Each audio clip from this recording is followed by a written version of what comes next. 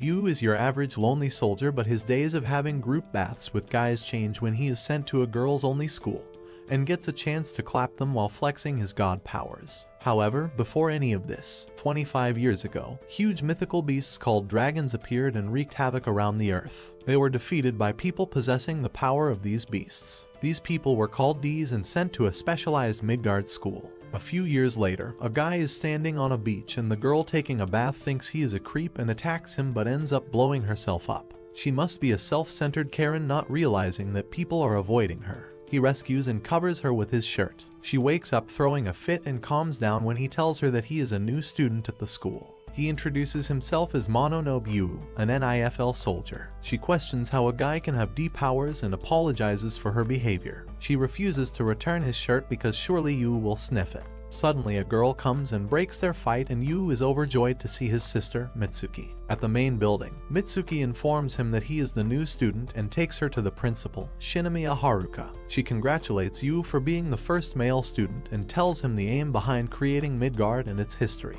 Mitsuki then leads him to the school assembly where she introduces him. She tells everyone to think of him as a comrade first rather than a male, and vows that as the student council president she will punish him for his wrongdoings. During class, Lisa questions his claim to be a D and asks him to show his powers. Yuu creates dark matter but ends up converting into a Glock thinking he is in an American school, and everyone mocks him saying these bullets are useless against a dragon. Add to his misery, Iris foolishly tells everyone how he saw her and tried to take away her clothes, which makes everyone certain that he is a creep.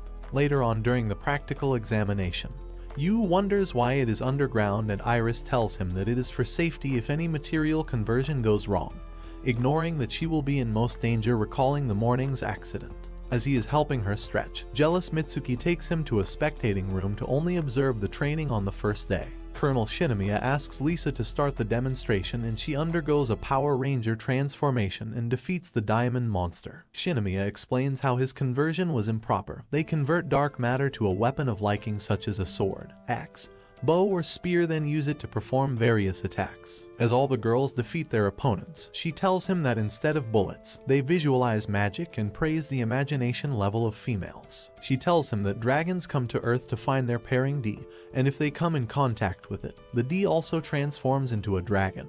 Therefore, this has become one of Midgard's purposes to keep DS away from their pairing dragons. Meanwhile, Iris fails to defeat her opponent and keeps on blowing herself up. Iris and Yuu walk back together and he tells her to own her failures and overcome them because only hard work won't be enough. She tells him that a year ago she lost her parents in a dragon disaster on a sea voyage, but she awoke her powers and survived. Since then, she thinks it's her mission to fight for humanity. Iris shows interest in Yuu and asks him to spend more time with her when suddenly a threat level sea dragon appears and her D mark starts glowing. The headquarters also detects the dragon and Colonel Shinomiya is informed that the dragon will reach Midgard in 40 hours. Meanwhile, Yuu is contacted by his superior, Major Loki, who apologizes for sending him to Midgard and tells him his real mission. He recalls how DS become dragons when their mark glows and Yuu's mission is to take out them before they transform into a dragon. Loki is confident that Yuu can take out anyone as long as they are human and threatens that if he refuses to work in shadows for him, he will have to use some other extreme measures. Mitsuki holds a briefing for all DS and explains that this behavior was noticed in the Kraken where a D transformed into a dragon. She asks if anyone experienced any changes in their mark and assures them that they will protect them. Iris is nowhere to be found and Yuu starts looking for her. Yuu finds her standing on the edge of a building and rushes to stop her from jumping.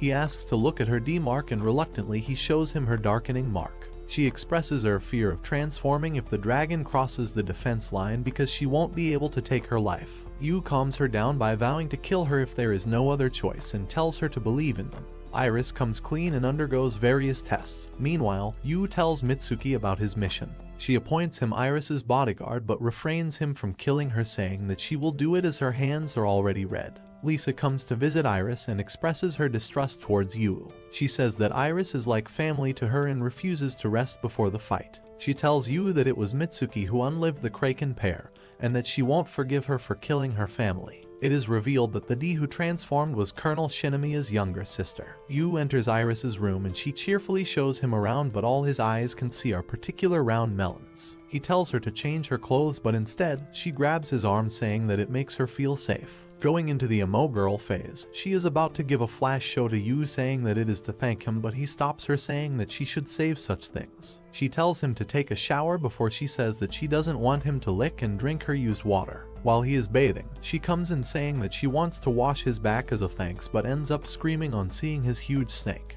Later, she emotionally manipulates him into sleeping in her bed and says that she wants him because he is nice to him, not knowing that he might be the death of her. He calms her down by telling her that there is a high chance that she will survive and puts her to sleep. Yuu has a dream from his past where he and Mitsuki are hiking, and she tells him to marry her when they grow up and comes for an engagement kiss, but he wakes up immediately to find that the dragon has crossed the first defense line. The white leviathan is now approaching Midgard, thirsty for his D-mate Iris. The female comrades at Midgard charge at the dragon as soon as he is in the firing range of the academy. The dragon repels every attack using his anti-gravity powers. All the girls charge at him simultaneously to take it down, but something goes off and Iris's dragon mark starts hurting, telling her that the dragon has gotten extremely angry. Shinomiya calls Yuu for an important meeting and an uninvited Iris comes along. Shinomiya tells Yuu that she has asked NIFL to intervene as she does not want to burden the girls. He tells her that he will protect Iris with his life and won't ever leave her alone because Iris has trusted only him with her life. Iris asks if the NIFL has come to kill her, to which he replies that no one is going to kill her as soon as she is with him and tells her to hide.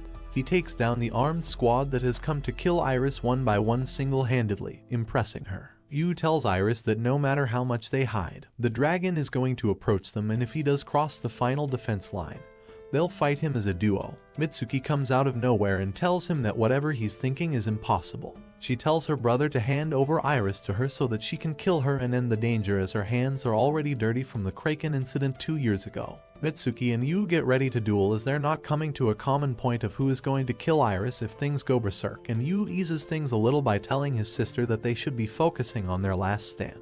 Lisa furiously intervenes and asks them if they have lost their minds. Yuu tells the girls that Iris's attacks are the most effective against the Leviathan, but they doubt her powers as she is super clumsy and is more of a danger to herself than the enemy. He tells them that Iris's spatial comprehension powers are not bad. Iris's dragon mark starts hurting again and they see the Leviathan approaching her, alarming everyone in the group. Yuu asks her if she wants to fight him or if she'll just let the dragon have his way with her. Iris gets ready to fight with her mate and her attacks stun him and the girls take over to destroy his existence. The Leviathan goes berserk and breaches the defense line 3. Mitsuki comes to kill Iris to put an end to the battle. A memory in Yuu's head unlocks and he tells Iris to give him her powers. Yuu puts an end to everything in compensation for his memories and destroys the Leviathan forever. His strength makes Iris adore him even more and he earns her friendship. Mitsuki's scream wakes him up from his resting phase and he rushes to her room and sees his sister on the floor, earning him a beating from her.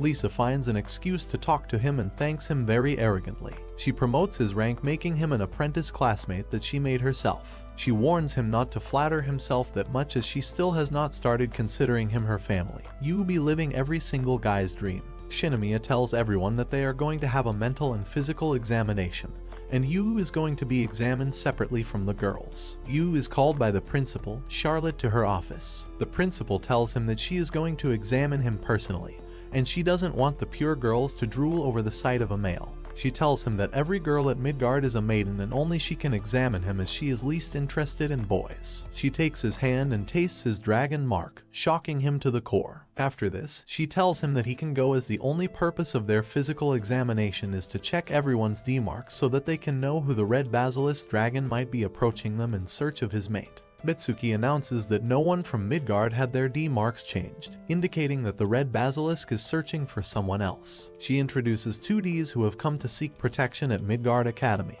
Hanoka and Tyr. Tyr is the one being sought by the basilisk. She gets angry and tells everyone that she's a dragon, not a human. She finally calms down when she remembers Yuu from somewhere. Mitsuki and Shinomiya start questioning Yuu about Tyr, and he tells them that he once rescued her from some goons who had held her parents hostage.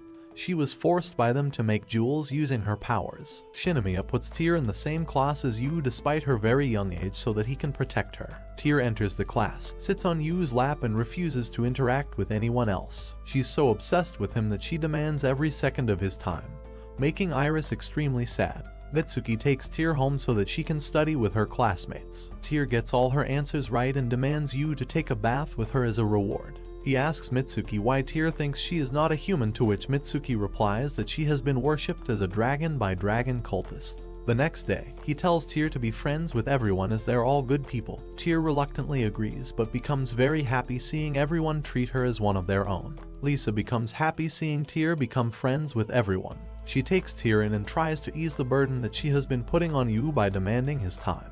She teaches Tear how to enhance her powers using dark magic, but as soon as Tear tries to do as instructed, a memory in her head gets triggered and she starts having the hallucinations of being called a dragon by some people in dark cloaks. She sees her parents fading away in her imagination and converts into a dragon. Lisa shakes her to wake her out of her imagination. Tear snaps out of the dream and falls unconscious. Yuu is thinking of talking to her as she wakes up but mistakenly enters a room where Honoka is putting ointment on her injuries. Of course, this has to be a coincidence. Honoka asks him to put ointment on her back as she can't make her hand reach that place. He asks her why she was in the city of the basilisk's trajectory from where she was rescued, to which she replies that she travels the world with her mother. That's why she happened to be there. He further questions her feelings about being apart from her mother and she says she loves her independence. Yuu is called by Major Loki and is told that the dragon cultists are looking for Tear. He tells him that they can expect severe casualties from an anti-NIFLD named Killy Surtur Muspelheim. He ends the call after telling him that he is counting on him in case the events take a twist. Tear wakes up and rushes excitedly to see her husband. She asks him where everyone else is and he tells her that they need to talk. He tells her that she needs to stop thinking that she's a dragon as she hurt Lisa by transforming into one due to her irrational thought process. She says that she can't think of herself as a human, and Yuu threatens her he'll stop being friends with her if she does not wake up to reality, and does not stop hurting everyone. His harsh tone makes Tear breaks down and he asks her where her parents are. She tells him her parents were fakes and all she has ever known is Killy. Tear makes things smooth with Lisa and they all got out for a hangout at the beach the next day, more like a relaxing scenic day for Yuu. The girls show their perfect bodies off to Yuu in their swimsuits, and they play volleyball. They are then joined by Charlotte, who arranges a barbecue party for them. Charlotte came to see if Tear was doing fine. Yuu and Charlotte agree on the point that Tear can perfectly live as a human only if she wants to. Yuu is thinking about Killy when he hears a strange thumping sound from the outside. Tear automatically recognizes that strange being is a dragon. Security is tightened at the Midgar Academy and everyone is alarmed. The dragon's name is Hecatoncheir, and he is clearly after Tear as only her D mark has changed colors in the whole academy. Lisa is furious at the fact that it's impossible that the Hecatoncheir surpassed Midgard's security systems without detection. Nevertheless, she tells Tear not to worry. Mitsuki takes Tear under her protection and Yuu sets out for an important mission. Every member is placed in different positions around the academy to help defeat the dragon. The dragon suddenly stops moving, leaving everyone in confusion. Shinomiya announces that fighting him is futile as a Hecatoncheir never dies. She tells everyone to just dodge his attacks to avoid casualties as destroying him is impossible. Mitsuki tells Yuu to use his special powers if he is okay with doing so. Yuu agrees by saying his powers are useless if he can't even save Tear or the academy. Lisa calms Tear down and tells her to be a good wife and to trust her man. Meanwhile, someone suddenly enters the room through a burning hole. It turns out that Killy has come to take Tear with her. Lisa tries to fight her off but fails badly. Tear drags Lisa with her and hides in a secret spot. Unfortunately, Killy senses their presence and invades their hiding spot. Tear tells Lisa to run away, but Lisa tells her that holding down the fort while her husband is out is part of a woman's fortitude. Her attack is cut short by an explosion made by Killy, which is sensed by Yuu, who's in some other place for the mission.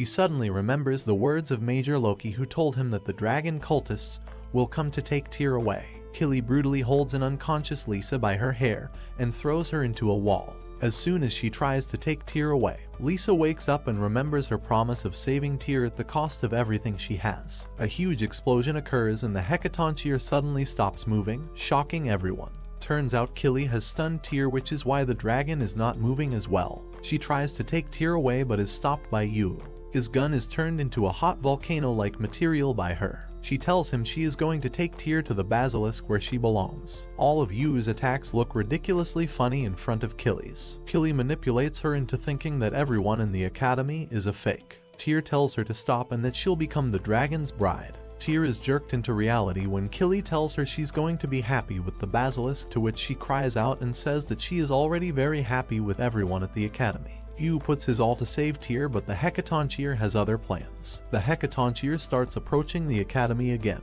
Yuu asks Killy who the hell she is. She tells him she's a dragon and disappears into thin air. The stranded squad on the other side of the academy tries to contact Shinomiya and Lisa, but both of them don't respond. Mitsuki tells Yuu to lend them his anti-dragon powers so that they can at least push the Hecatoncheir into the water and unleash all of their power on him. Yuu wants to join them after evacuating Tyr. Tyr insists that she wants to join the battle against her mate as well. Yuu allows her to join on one condition, and that is she will have to control herself and not go berserk. The Hecatoncheir spots Tyr and comes after her. The squad launches a full attack against him but fails. Tyr gives the dragon a blow with all her power, and Yuu uses his anti-gravity powers on him and sends him flying into the air. Everyone charges at him simultaneously at the end. Yuu has the option of completely freeing the world of Hecatoncheir's threat by compensating his memories, but he realizes that his memories are too beautiful to be given away and decides not to take the offer. He uses his special artillery Megiddo powers on him combined with the magic of the squad members and successfully blows him away into the deep and cruel ocean.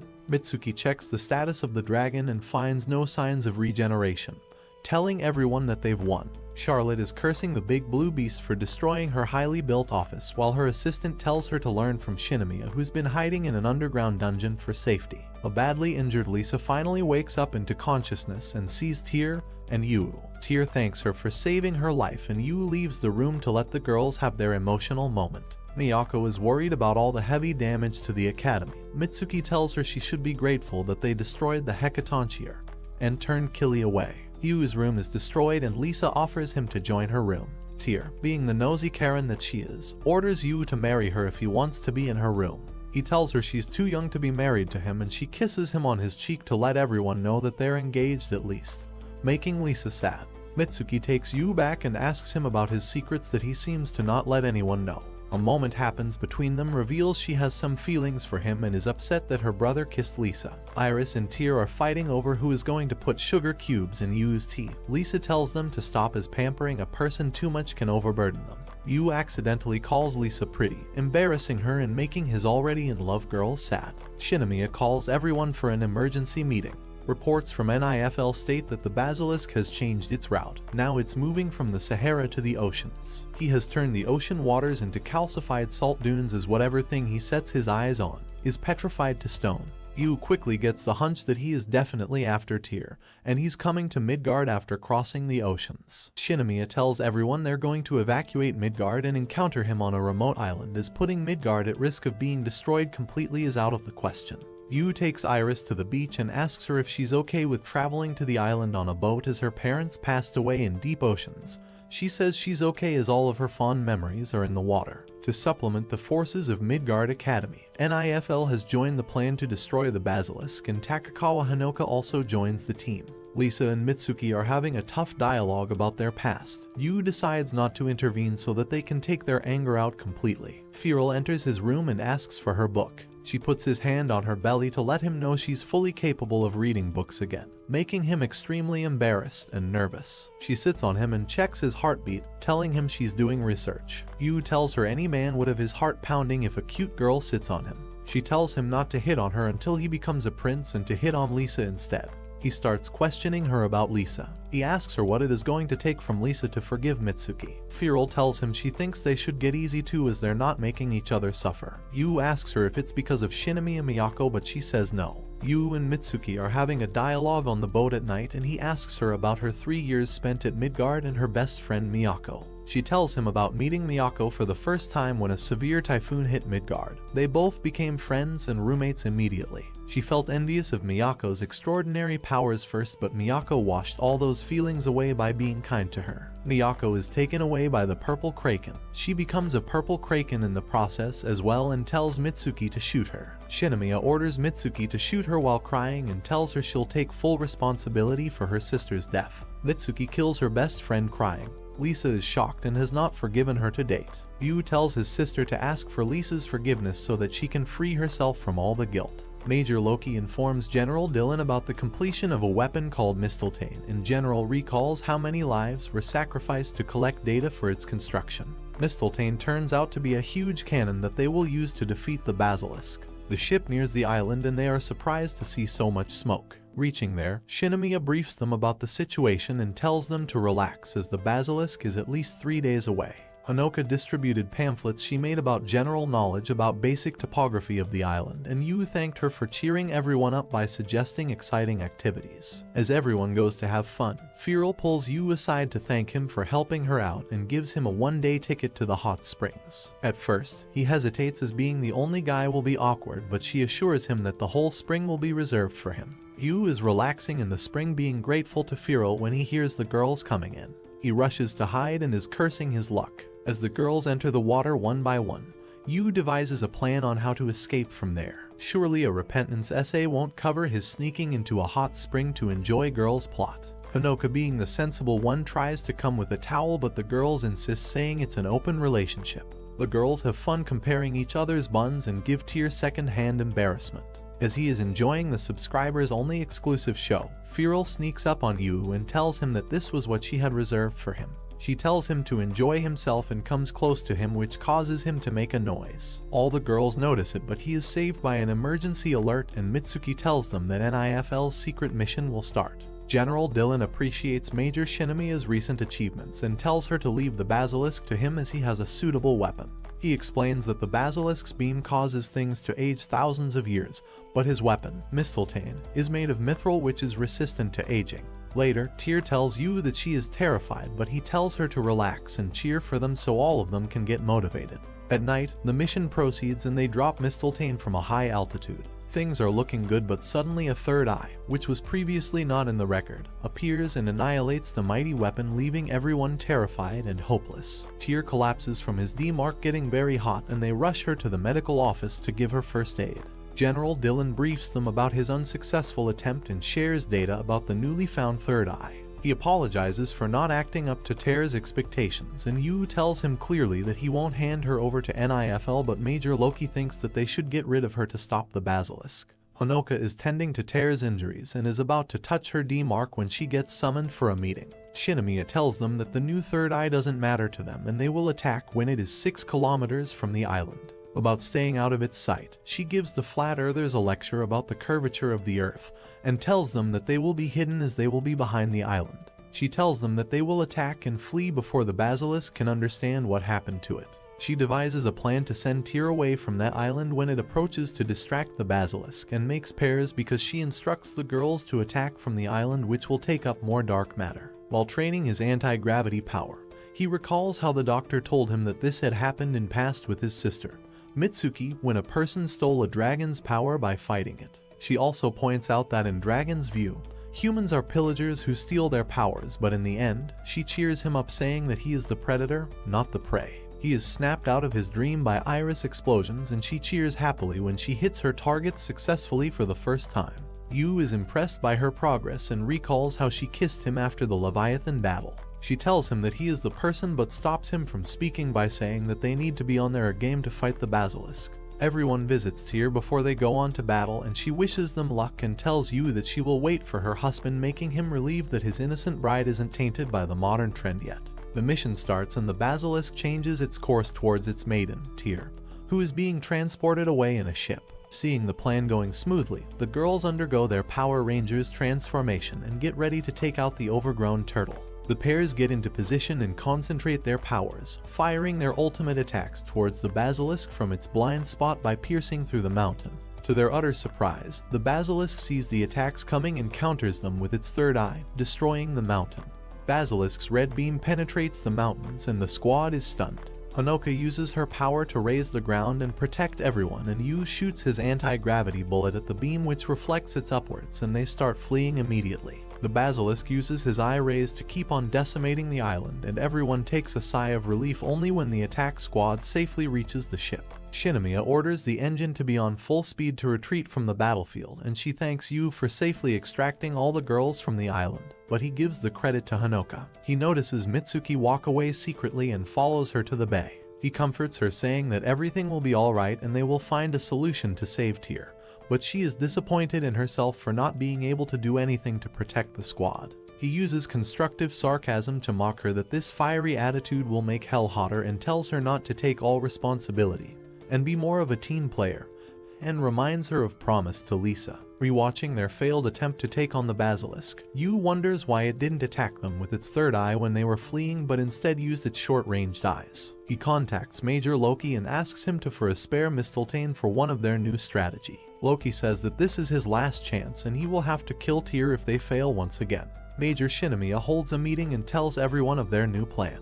Yuu tells them that studying the basilisk's pattern, all his energy is depleted in one 5-second attack of his third eye and he is left vulnerable afterwards. They will use their dark matter to reinforce the mistletoe and deplete its power to take on the weakened basilisk. The girls blindly trust this hypothesis, and they continue working on a new strategy. Hanoka stops Yuu in the corridor and pins him to the wall as she expresses her concern about the success of this mission. She says that maybe the basilisk has another ability which allows it to see the future. But she is cut off by Iris, who comes shouting and takes Yuu to the briefing room where Lisa and Mitsuki are fighting. Turns out, Mitsuki suggested that she will descend along with the mistletoe to control its traction. Hearing this absurd idea, everyone volunteers for this one-way trip to heaven, saying that the captain needs to be here for the team. Seeing this, Lisa tells her that she will forgive her only when she includes all members in her strategy and brings everyone back safely. The siblings have a sweet time on the bridge and Yuu tells Mitsuki that there is no way he will leave her alone. Having getting butterflies by her brother, she finds an idea and goes to discuss it. Yuu goes to check up on Tyr but finds her room ransacked. He rushes out and finds Hanoka taking Tyr away, and says that everyone will be in danger as long as she is here. She attacks Yuu when he tries to stop her and he realizes that she is not Hanoka. She transforms back into her appearance and it turns out to be Killy. Killy argues with Yuu that they are very short-sighted as they think the only solution is either to kill the dragon or to kill the person attracting it, and refuse to believe that maybe the person will have a good future living as a dragon. She stops Yuu from taking Tyr, but he says that she chose to live as a human and he won't let her take Tyr away. Killy says that she will leave her alone if he manages to kill her and proceeds to attack him with a barrage of dark matter. While defending, Yuu remembers Loki telling him that he can take down anyone, and he picks up a shard of metal and quickly tackles her down. He lets her go and takes Tyr with him. Killy warns him that the dragon has seen the future and kisses him on the cheek before flying away. Everyone arrives and they take Tyr back to her room. They are surprised to hear about Hanoka's betrayal and Iris is worried that she went in front of an enemy. Mitsuki explains the plan to everyone and it involves her, Lisa and Feral going down with the mistletoe and orders the rest of them to deploy multiple protective barriers to cover their retreat. Mitsuki has made a very detailed plan where she has included different series of actions depending on every scenario, like if it fired its third eye twice. As they approach the basilisk to attack it from above, it notices them and stops moving 3 minutes before the impact. They arrive at the drop site and start their descent from 15,000 feet. The third eye attack comes before expected and it lowered the mistletoe integrity. Having attacked early, Basilisk got the time to recharge for another shot and destroyed the mistletoe, but Mitsuki changed to plan B and used their dark matter powers to attack it. The Basilisk saw its future change where it was going to die and tried to evade it, but it was too late as Lisa had already attacked to destroy its third eye. The whole squad lands and throws a barrage of attacks on it and successfully takes it out without leaving even a trace of it. Tyr's D-mark gets better and she starts recovering smoothly. Lisa tells Mitsuki that she forgives her as she clears all her conditions and pulls her in for a hug, saying that she loves her like family. All other squad members also join in and celebrate their victory. Everyone from NIFL also takes a sigh of relief to hear it. Returning to Midgard, Mitsuki tells Yuu that she will not give up on him either and that she still stands by the promise they made as kids to marry each other, giving the series a happy home Alabama ending. Watching the sunset, Yuu tells Iris how he loses memories every time he makes a deal with Yggdrasil for more strength and says that he might lose memory of when they first met if he makes another trade. Iris comforts him by offering to be his memory bank and says that she never wants to forget about him. That's it for today, my fellow men of culture. Like and subscribe the channel for more plot-filled recaps.